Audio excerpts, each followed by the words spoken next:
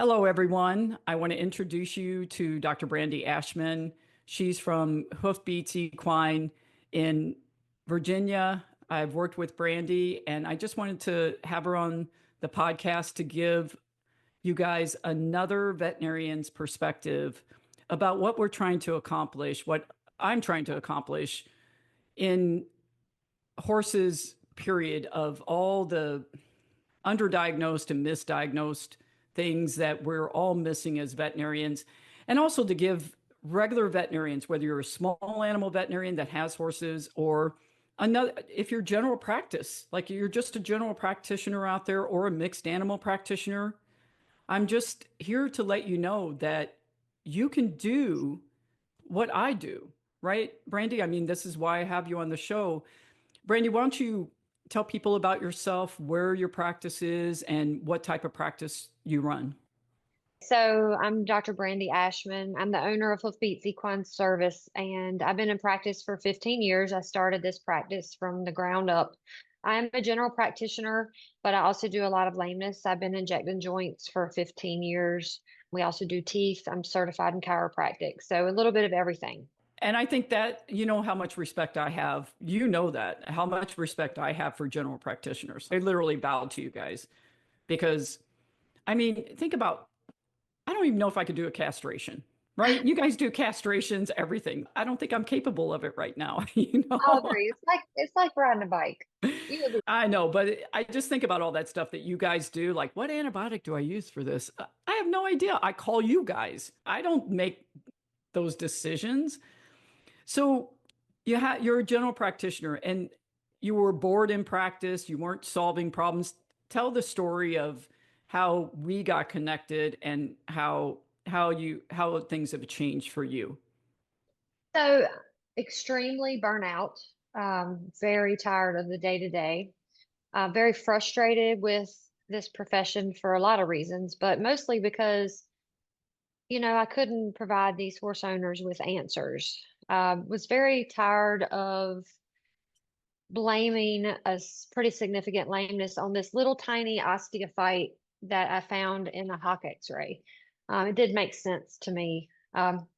Couple cases that really changed my life and my perspective and really affected my thought process. And those kind of just sat in the back of my mind because I didn't know what else to do for them. I'd done everything I could possibly do. And then happened to stumble upon your podcast through my dear friend, Dr. Ellen Hillier. And she recommended that I listen to it because you had helped her with one of her horses, Audrey. And since I listened to that, I just dove in deep. I started taking notes and as I was listening to your podcast, I could literally tick off on my fingers, this horse did that. This horse did exactly what Audrey's describing. And so I became really enthralled with it and just wanted to dig deeper because I knew there were answers. Someone had answers, but it just wasn't me. So that's how I met you. I reached out to you. You probably remember several years ago, a couple years ago at Mhm. least. And you said, hey, I'm happy to help, but you might want to reach out to Dr. Kate. She was closer to me. So I did go down and train with her many times, then came up to your meetings that you had in Ocala. I think that's kind of the path for a lot of veterinarians out there that are, you know, kind of burned out in practice. They're frustrated with the inability to actually help horses. Like you say, this teeny weeny little osteophyte or this teeny weeny little lesion in the suspensory ligament, and that's making a horse 3 out of 5 lame. It doesn't make any sense. When you inject it, you shockwave the suspensory, the horse has 9 months off or whatever else, and then you go back to work, and yeah, maybe the horse is a little bit better, but then they're lame again shortly after that. So I understand the frustration, you know, because I think that's why I resonate with veterinarians and with trainers and owners like yourself. And so we met each other at Dr. Workman's and with Ellen, Dr. Hillier. I think people are fearful of not being able to do things. And I always say, if I can do it, anybody can do it. Right. And that's true, Audrey. You are gifted, but I get what you're saying. I feel like this profession is very isolated and each individual person is isolated. And that's unfortunate. I feel like people are scared to go out of their comfort zone. And I've never really been that way because the worst thing that can happen is we say no or we can't do it. But as this is my career and I desire to be better at it. And I think a lot of people do, but they're just scared of change. And a lot of people do think that this is voodoo. You know this, Audrey. A lot of people think this isn't as effective as we say it is. And I was skeptical at first until I saw the results. You can't argue with the results. With your own cases, like your With string my halt case, cases. right? And the shoulder girdle, the ones, right? I mean, these are your own cases. This is not my cases. These are your cases that you took the knowledge, you took the hands-on experience, and you applied it to your own cases, and they all got better, right? We had a collapsing horse, sleep deprivation. And the barn owner called me and she said, I don't know what we're going to do. This horse has torn down 3 stall doors and the front of the stall is completely demolished. He's at risk of hurting himself. It's just a really sad situation. And the owner of the horse was willing to treat him. And that point in this training that I was in, I was really early on. And I told him, I said, I don't know that I can help your horse. This is a complicated situation, but we tried and we did. And he's still doing great over a year later. That horse was at risk for euthanasia. Yeah. And so it just makes me so happy that I found you and that I was able to learn and I'm still learning. Yeah, so am I, right? I'm always pushing to learn. And the same thing goes with the shivers and string halt horses, right? You treated that one string halt horse in one treatment and voila, right? Yeah, I was just thrilled. Again, I always preface my treatment with saying, look, I'm still learning. I don't know everything, but I'm going to do my best. And he's back to normal. Yeah. And that's what I find is you've been to my teaching seminars, Brandy. People think that what I do is woo woo. And I'm like, I am the most logical, research based. I stay within the educational box of my education, our education as veterinarians. I don't go outside that. You do not. And once you present the information to the veterinarians, it's very obvious that it makes sense. It's very obvious that biomechanically it makes sense. Once someone digs in and actually listens to you and sees the research that you've done, I don't understand how they can say it's voodoo after that. I don't, it's not, it doesn't make sense to me. This is very logical information, and you've done all the heavy lifting to figure this out.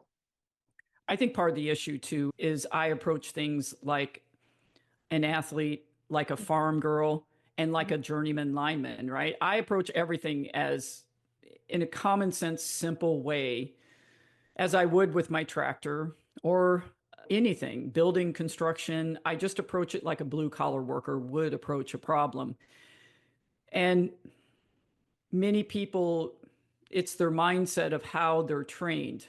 And our profession is trained only with the ability to have a specific amount of diagnoses and rule outs, and then everything else is excluded, or they've already excluded things, and then you're never going to include it in the ability of something, right? But biomechanically, we are not taught biomechanics, so it's already excluded all out. They don't even know how a horse works. How many times have we said which leg is lame?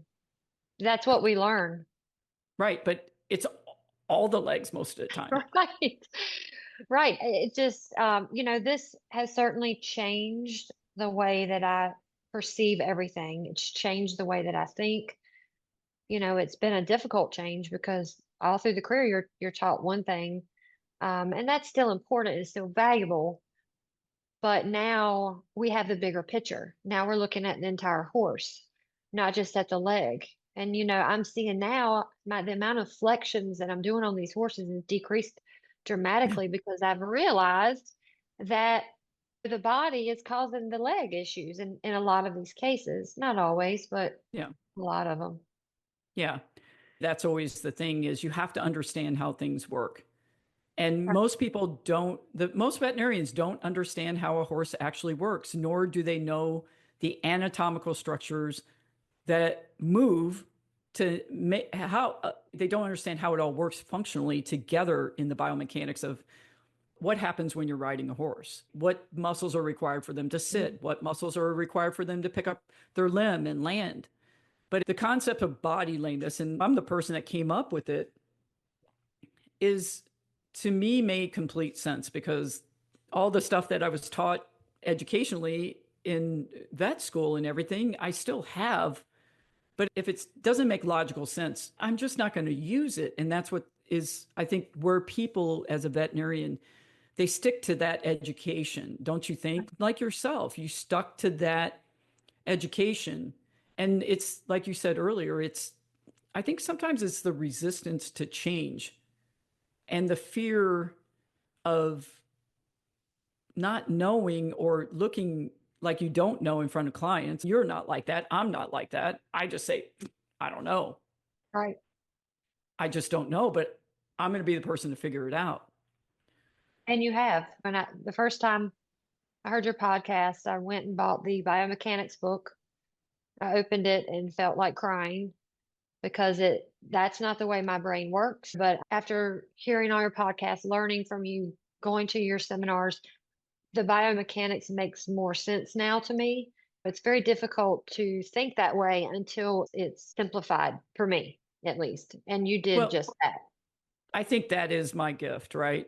I can take really, really complicated things that people just can't wrap their brain around it. Even in the wording of many of these books, like Hillary Clayton's book, I have them right there on my bookshelf. I can't read them. Like I just have them. They just take up dust. I can't read them because they're too complicated for my brain even. But Denoir's book is really, really good, even though it's a little bit simpler to me. That's why I have so much respect for him. But I think you know this. I just break it down like we're talking at a bar and anybody can understand it. Yeah, absolutely. And I've seen your diagrams, which look very complicated, but when you actually explain them, they're not. And so that Right? is very similar to what the biomechanics issue is. You have an ability to make it make sense to the rest of us. Right. And I think that's what people need. Yes, When I go to AAP and I sit there in the lectures and I'm like, oh my God, it's Charlie Brown up there. it's terrible. It's wah, wah, wah, wah. And I'm like, okay, that's fine and good, but how is that going to help me? How is that Right. going to help any of us? How am I going to go back to practice and use that information? Unfortunately, a lot of it now is not really clinically applicable. It's just not, and I agree with you. I mean, when you guys came for the iliopsoas and shivers and string halt, nobody can leave one of my seminars and say they don't get hands-on, like, right? There were horse Oh, after. I've said this before and I'll say it again. Your seminars are the best I've ever been to. It's hands-on, it's laid back, it's, freedom to ask questions and be yourself. It's all of the things that we hope for and continuing education. Yeah, and it's funny because, I do stupid things too, right? Remember the barrel racing thing? I couldn't even draw the diagram. I was like, okay, my brain is fried. You guys are just all laughing at me, right? And I'm like, listen, like, but I think the best one was when I brought that big Belgian horse in that had shivers, right? And Oh, I loved it. everybody Yes. was like, oh my God. We were all scared that he was going to tear down your fish tank, but it was great.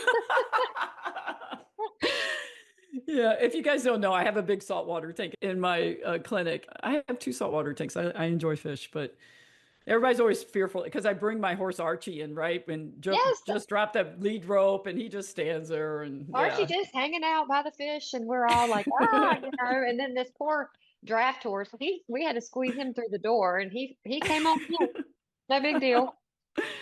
Yeah, but he was a Shivers horse. I actually just saw him Yeah, a couple weeks ago and he's doing awesome. that's But that's it. wonderful. But that's the thing, right, Brandy? When I explain to people the necropsies, the actual, and Daniela, Dr. Daniela, like the neurologist, board certified neurologist, like explaining also what's happening with shivers and string halt horses and Yeah. all the avenues, it makes total sense because I still can't wrap my brain around this. Literally for 400 years, our profession, since the 1600s, since the very beginning of the veterinary profession, nobody has figured this out. Like, how is that possible, Brandy? See, that I think about this all the time, and I talked about this in my last podcast. And I always loved asking veterinarians this: is how is that possible? As highly intelligent as people are, how is it possible that I have to be the person that like said it's this? It looks like a nerve impingement to me, right? Yeah, but Audrey, you don't give yourself enough credit. You are gifted, period. You have an imprint on this world. I say this often. I hope that my little girl becomes an equine vet if there's any of us left by then. And she'll read your textbooks. I know that because that's your imprint on this planet. And we're thankful for you because you single-handedly have changed the way that I practice. And it revived my desire to actually do this job. I was so burnt out that I can't even explain how ready to quit I was. And I contemplated it. If I wasn't in so deep, it might have happened, but it's changed everything. And I had this case, really, it still bothers me and I lose sleep over it, but he was a really severely behavioral horse, very high level horse, had won lots of things. And he suddenly, at, I believe he was 10, became very behavioral, very aggressive toward his owner and to the trainer. And I did all the things. I did all the LIMES testing and the chiropractic and the joint injections and the vitamin E's and seleniums and all the things that we would do in a horse that was now aggressive. And he would get better for a little while and then he would go right back to the way he was. And the owner, she was diligent. She spent a lot of money to try and fix him, and we never could get to the bottom of it. This is long before I knew about you. And that horse ended up in an auction, and I hate to know where he's at. Yeah. I lose sleep over it. And Yeah. it lingered with me for years and years. It still does. And I can't change what the last 15 years held, but I certainly can change the next 15. And I'm just thankful that I found you. I'm thankful that that you're giving this information to just regular vets. We're just regular people. And that Yeah. means a lot. Thank you. But I think we all, and people don't realize this, right, Brandy? For those of us who truly care, like I truly care, as everybody knows that Yeah. meets me, I love horses Mhm. more than anything in the world, and my dogs, of course, too. And people don't realize that those cases bother us. They eat at us. And early in my career, I felt like I took the next step, I think, because of being an athlete and always having coach in my back of my brain going, be better, be better. Come on, DeClue, you got to be push it, push it. You can't fail, like you know. And so because my coaches are always in the back of my brain, and the fact that I'm a farm girl and I can't accept that I can't figure it out. Right. And so I had a lot of cases too that I completely failed. And they, like you say, they are always here. They Mhm. are the wake you up in the middle of the night and remind you that here's another case that just got brought to you of the same pattern, right? And you got to figure it out. And that's what bothers me so much about Shivers horses, right? Is the fact that our profession has accepted over one paper on 5 cases, and many people kill these horses, right? They euthanize these Yes. horses over this. And I just saw a horse this morning before the podcast. His name's Wonder. He's 18 years old. 3 years ago, this horse would have been euthanized if it wasn't. He had shivers in all 4 legs. I took video today. You can pick up all 4 legs and he doesn't shiver. And I'm he's not this surprised, Audrey. I'm big, not beautiful surprised. hunter horse. The owner is amazing. And that was the options that she was given, euthanasia. And she found me through another client of mine that I had fixed their young Shivers horse that had shivers in all 4 legs. And it's the same thing, right, Brandy? Is our profession, and it's why we don't have any more equine veterinarians, right? Why they have emotional fatigue.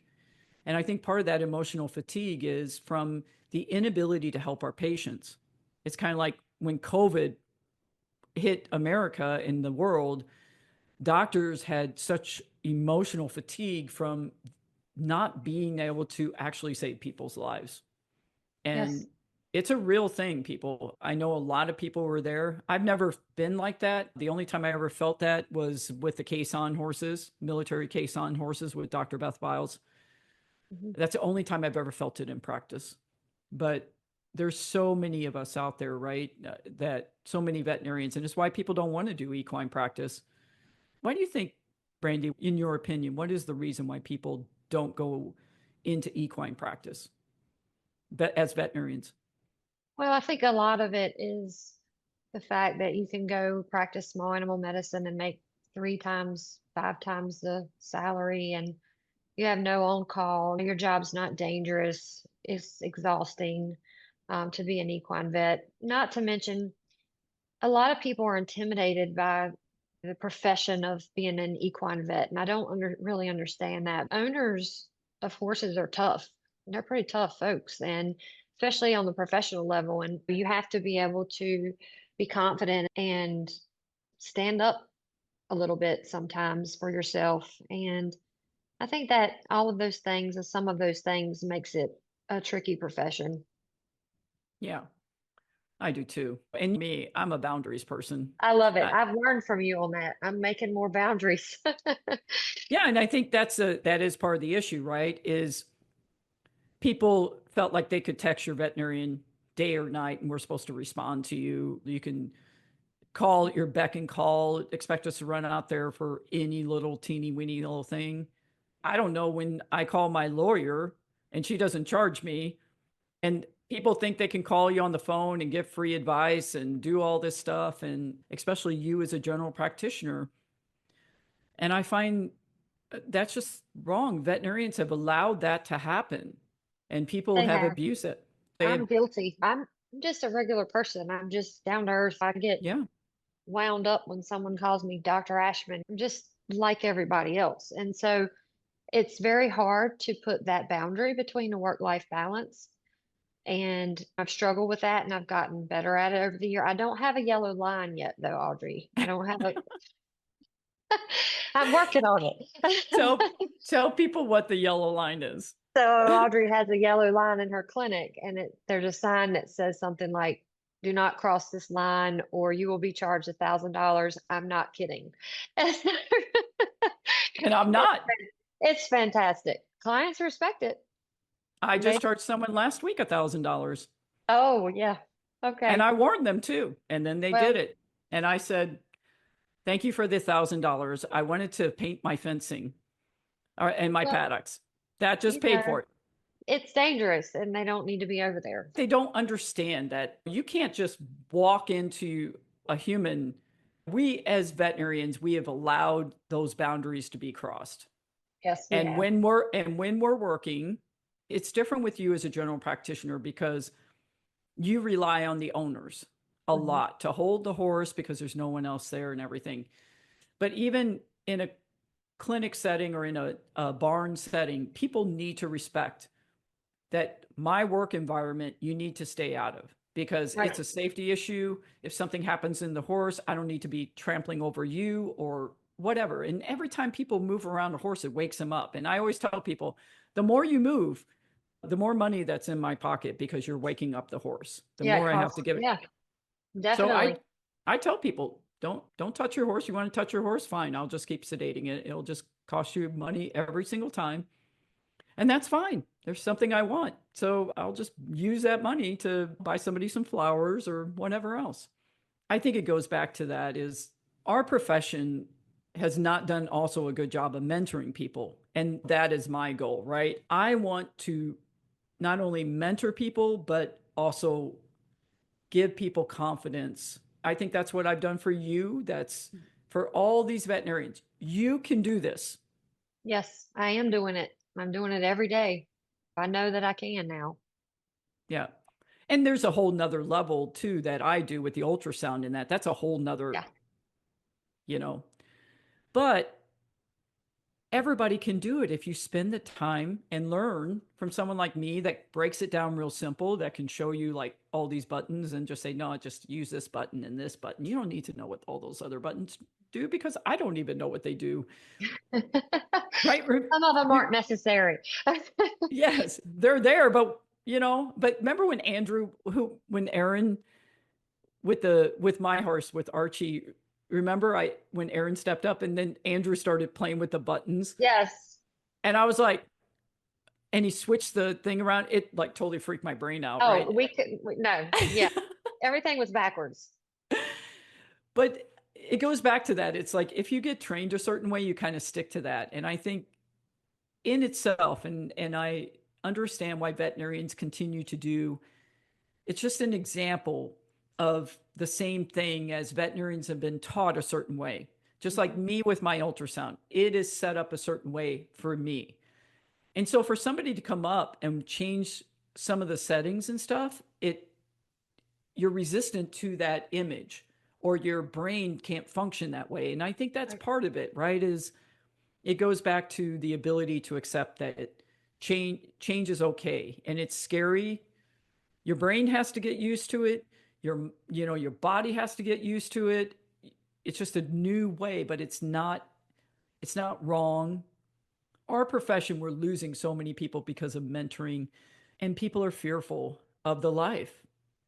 When when I found your podcast, I started taking notes and I have notebooks. I mean, notebooks full of notes. And I would just read them over and over and over again. And then it started to make sense.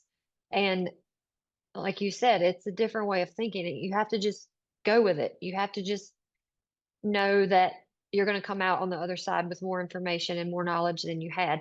And it's a lot of work. I'm still studying and trying to learn, and especially anatomy. You've talked about this before. We don't learn anatomy like that. We're rushed through to learn all these species of anatomy, and we don't learn what we need to learn as far as being an equine performance horse vet. We don't learn that. And you have to refresh it, and it's there. It's just you just have to dig it up and put it in the spotlight for a little while. But yeah, in general, most of us are burnt out. And a lot of that is because we're not fixing these cases that we're trying so hard to fix. And I've even sent horses to university because I couldn't get to the bottom of what was causing their lameness. And then they send me this 20-page report back and say that this little tiny osteophyte on the distal intertarsal joint is causing this horse to be three-legged lame. And I'm like, no. And that's coming from the university. So we've got a lot Well, to learn. I definitely don't have all the answers, but I keep searching for them, which I think is research, is researching and researching and researching and researching and trying something. And yesterday, I just treated a horse. The trainer owns it. And I sent it to a board certified person at one of the clinics here. I got radiographs of the horse and didn't really see, in their opinion, they didn't see a lot. In my opinion, I looked at the radiographs and instead of the dorsal spinous processes and the withers they're supposed to be straight up and down like this, Right. right? Well, when you get to like T5, T6, the tops of them bend like this, That's a all the problem. way down to T9. And then there's a fusion, like, Uh-huh. hypoechoic fluid on top of that. And That's the a horse problem. walks real wide based. And well, the horse. It was the one with the white spot on that Oh, horse that walked real wide base and real yes. choppy. Uh-huh. So, anyways, I treated him yesterday, and it's a Okay. trainer's horse. So I'm like, we can do whatever we want, right? Because same thing as like veterinarians. I don't charge veterinarians, right? I don't Right. charge. It's my way of giving. If Same thing as if I was a preacher or priest or whatever. I mean, not of a church or whatever. That's my way of giving. I think to Mhm. the world. But trainers, same way. I give them huge discounts. And so I got a text from the trainer and said he walked out of the stall today almost normal. And I'm like, okay, we're getting Awesome. somewhere. That's the thing is it's a fact that many times what's so obvious to me, and whenever I said that, like the dorsal spines process like that, you're like, oh, right. But now because how many radiographs did I show of dorsal spinous process being serpentined or bent over like that. It's not normal. Oh yeah, the nuchal ligament and the effusion and all of those things, the scapular cartilage. We didn't learn any of that in vet school. None of it. Yeah. Yeah. Brandy, there's something else I really want to make sure we talk about is the fact Sure. that you have a retirement facility Hmm. for horses, ex-retired sport horses that they're used to being pampered, right? Yes. Explain to people the retirement facility because I want to make sure people know that you have a place available that's beautiful, that provides services for retired horses too, especially sport horses. Explain what you have. Sure. We just, unfortunately, as a general practitioner, we've worked with a lot of retirement homes, and some are good and some are not. And over the years, I've just seen how things need to be different for some of these horses. They're they're winners, and they deserve, even if they're not winners, they deserve a good retirement. So I decided we have the facility, we have the land, we have the ability to care for these horses. We have all the things. We have the shockwave, we have chiropractic, laser, all the things. Also, we offer a veterinary supervised retirement. So we have vet staff on the premises 24 hours a day. So it makes it really nice for the owners because they don't have to worry their horses being supervised. And we work closely with a referral center nearby for any sort of thing that they would need that we couldn't handle, colic surgery, any of those things. It's been a great honor to care for senior horses, retired horses, injured horses my whole life. And so now we just have taken that to another level. Yeah, because it's much needed. I actually have a retired. We just retired her, but she's only here at my place for like 6 weeks before they go back north. But instead of being in Wellington, where there is no turnout, where there's the owner just Yeah. shipped her up here for a month or 6 weeks until they head north because it's a lot easier to she can just be turned out. She has a nice big stall and just Right. to decompress. We have stalls, we have turnout, we have lots of grass. We have moderate weather. We don't have as many bugs as Florida has. You don't have to worry about the Haberneem or any of that stuff. It's just pretty moderate temperatures, and it is a good place because they've got lots of places to roam and make friends and all of that. Right. And I think that's the key, right? Is when horses are retired, they have to gradually, especially show horses, even Mhm. non-show horses, if they've been used to this routine, no matter what level of performance, they have to gradually learn because they usually are not turned out in big stalls and stuff. They're usually in small paddocks, big Mhm. stalls, nice bedding, right? They're Right, used to that type of treatment. And so turning them out for just throwing them out in the pasture is not what happens. And they're right, used to being pampered, they're used to being groomed right. every day. So it's just We're a doing different that. mindset, right? And you gradually have to transition them. But I wanted to bring it up because you guys have a facility like that, that if people don't know about it and you have a horse, You. contact Brandy. And like you say, your weather is more climate conducive to that year round because here in Florida it just sucks with the bugs and the summertime is so hot. Yeah, and up north it's snow all the time, all the things. We groom them every day. We even have it's so wonderful. She's a retired neuropsychologist, and she loves to just come out and love on the horses, and it does her good mentally. And we have a relationship building expert. So it's nice because the horses aren't going to just get tossed out in the field. Right. And get ignored because Right. that's always that's how they get hurt, you know? Exactly. They're already injured or retired so they don't need to get injured. But I just want to make sure that we touch base with that because it's much needed. It's so needed in the equine industry. Like you say, a Mhm. lot of horses get retired and they're just thrown out and nobody Horrible. it's horrible. They don't We get their owe it. meds. Yeah, they don't get their meds. They don't get anything they need, and it makes me sick, really. These horses have given themselves to us, and we have used them, and in some cases abused them, and they deserve a good retirement. It's only fair. Yeah. just like we do, right? Right. As Yeah. I'm getting older, and I hope I make it that long, Audrey. you will. Oh my God, Brandy, if it wasn't for those dang Shivers horses, I would be fishing right now. I know, but you can't give up now. You're, No, you I know. can't. God knows I want many days, just like you. You know that, Audrey, I'm sure you're aware, there's a lot of online groups, Facebook groups, very opinionated people. You get very upset about the whole cerebellar issue. And,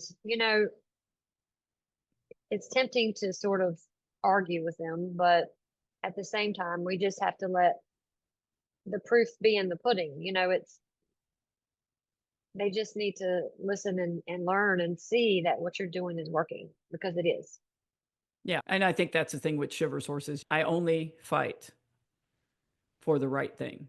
I'm not a Right. person, I am never a person to fight for things that are not logical or whatever. Just like the case on horses, Dr. Biles, Yes. US Army veterinarian, she needed somebody to fight with Yeah. her.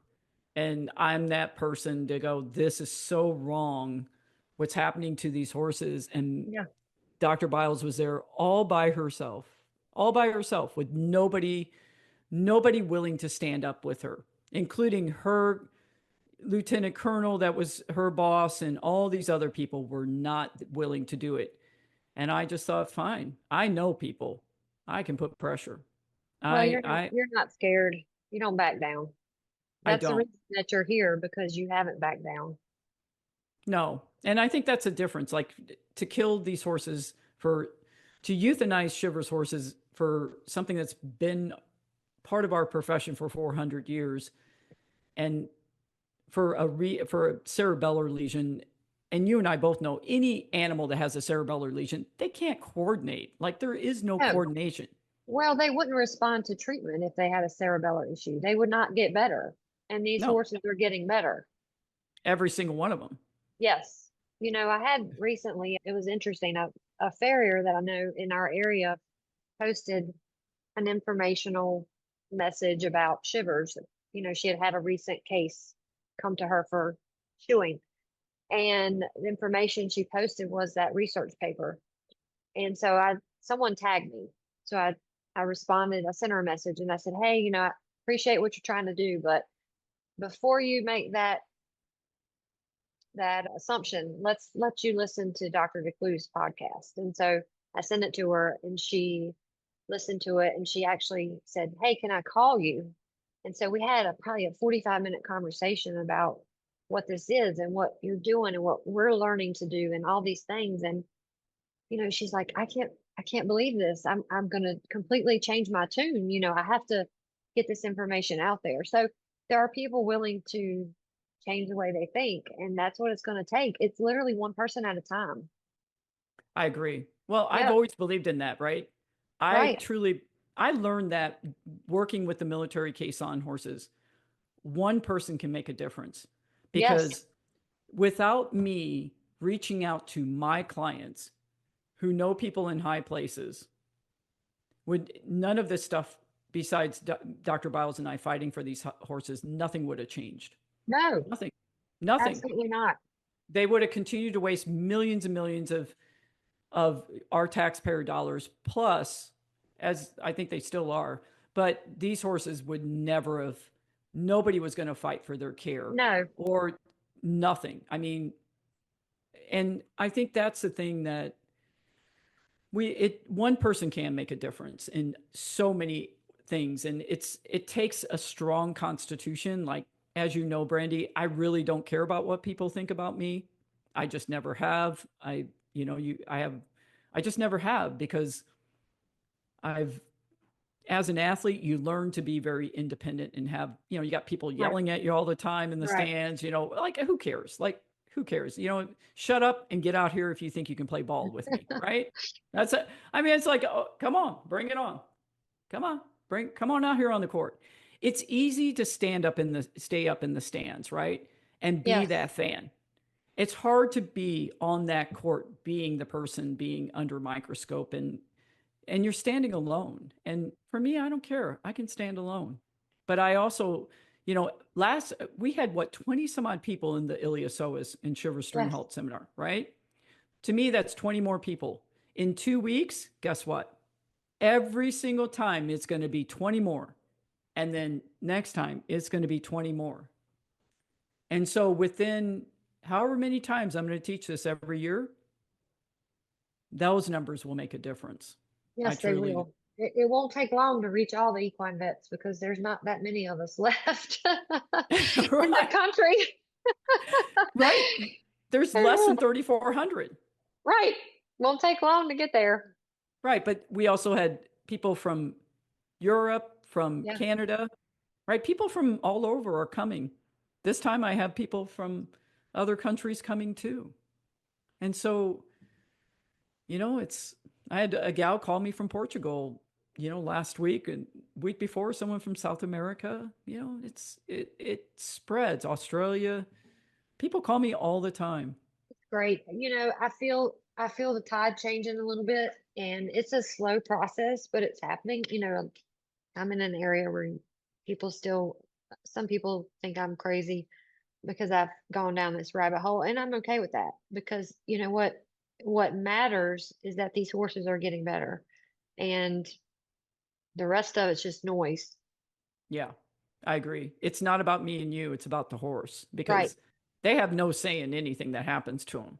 No, and they're willing and able to do, well, they're willing, not necessarily able, but they do what we ask, even though they hurt. And that makes it even worse, you know? Yeah. Yeah, I agree. I mean, I always I don't know. I've always that's why I called this podcast the horse first because Mhm. I have always put them first.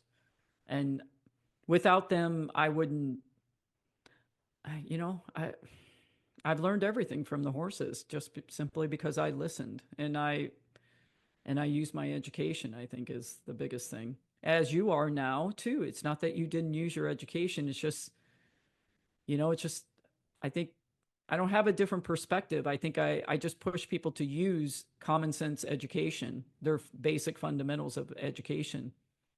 And when you go back to that, you realize I forgot a lot of crap. We all did. I'm telling you, I do it all the time. I read something and I'm like, I just thought I read about that 3 months Yeah. ago and I already forgot. And then all the drawings I write out and I'm like, oh yeah, I already knew that. I wrote it because I always title when I write things. Yeah. Oh, Those but drawings are great. as we get older, you forget I mean, I've forgotten more than I actually know, I think, but it's okay. Oh, it's okay, Audrey. Yeah.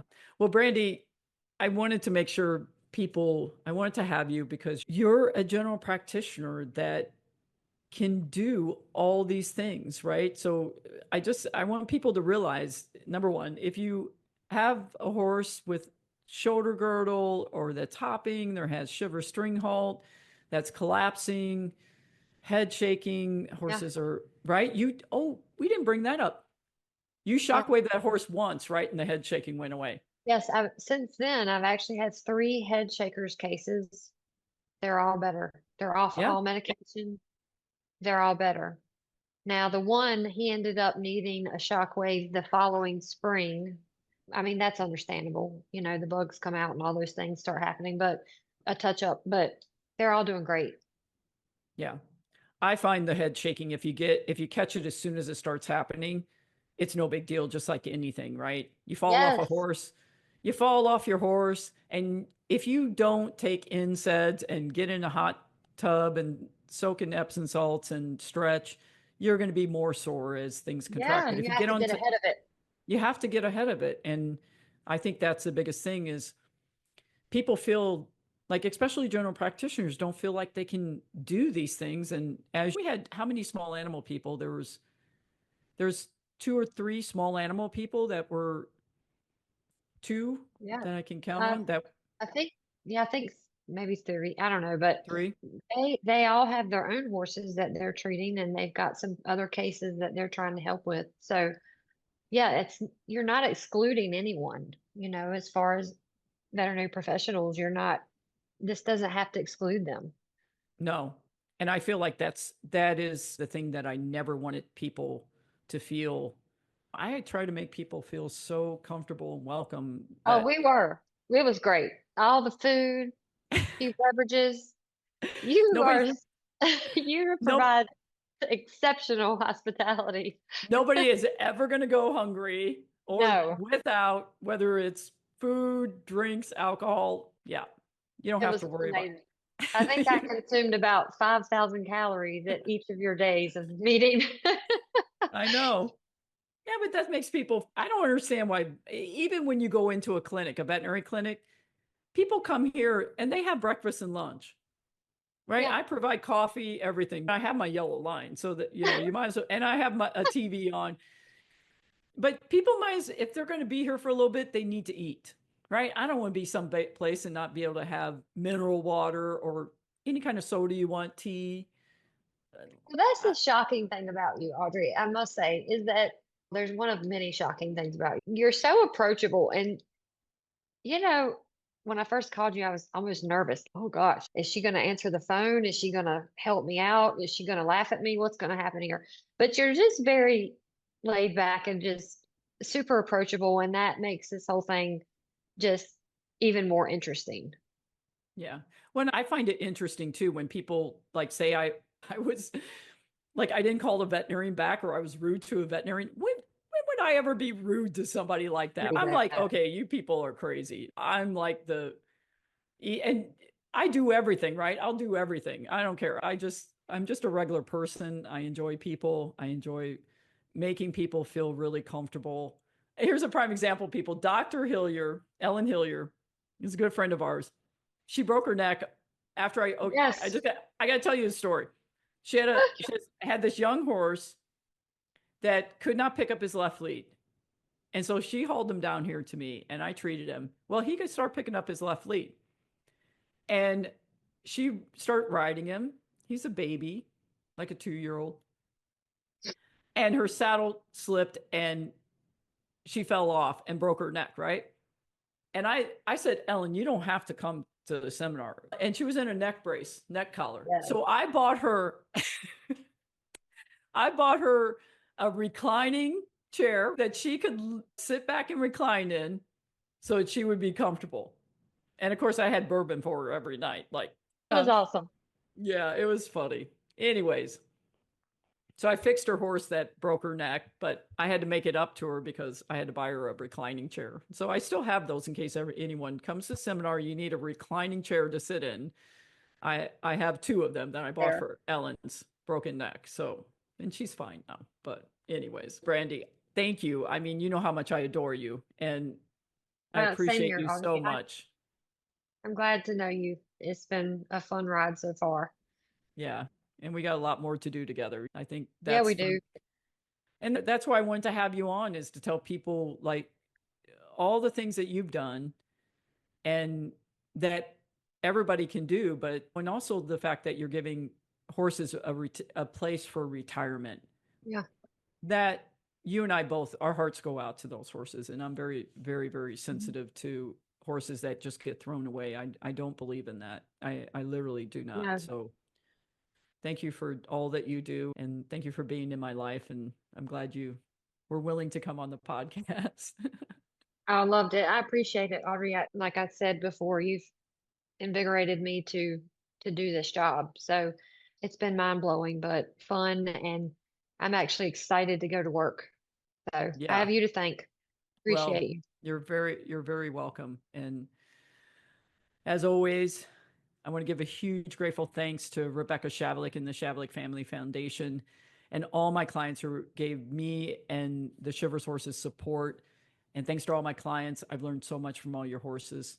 So thanks for listening. More importantly, thanks to all the horses who have been my greatest teachers. Any feedback, please let me know. Go to declueequine.com. So goodbye, and let's start listening to the horses' stories so that they have a voice. And everybody also call Brandy if you're in that area, Dr. Brandy. She's here to help you guys. So, Brandy, thank you for coming on. I really appreciate it.